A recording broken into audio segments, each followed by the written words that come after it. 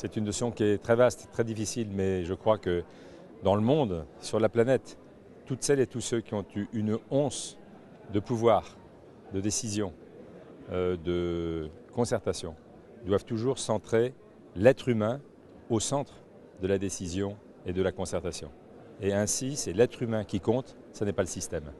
La condition essentielle d'avoir de la croissance économique, c'est que la cohésion sociale et que l'être humain, au sein de cette cohésion acquise, se sente épanoui, puisse naturellement bénéficier de la mondialisation, par exemple. La mondialisation dont on disait qu'elle allait assommer les gens, les hommes, les peuples.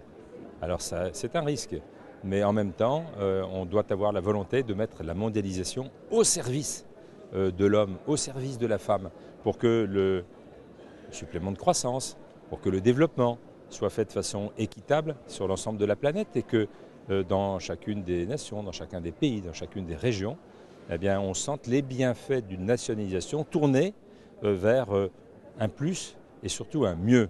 C'est le qualitatif qui compte, ce n'est pas forcément le quantitatif.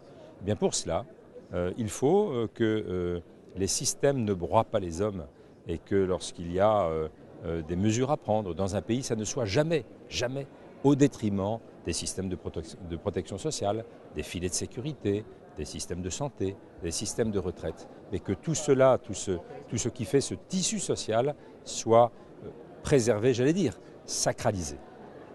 Est-ce que cet objectif serait atteignable dans un avenir proche ?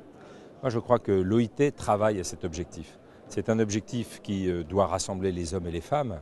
On ne vit qu'une fois, on n'a pas à chercher des besoins et des plaisirs fugaces. On a travaillé à l'harmonie d'une société, qu'elle soit locale ou qu'elle soit planétaire.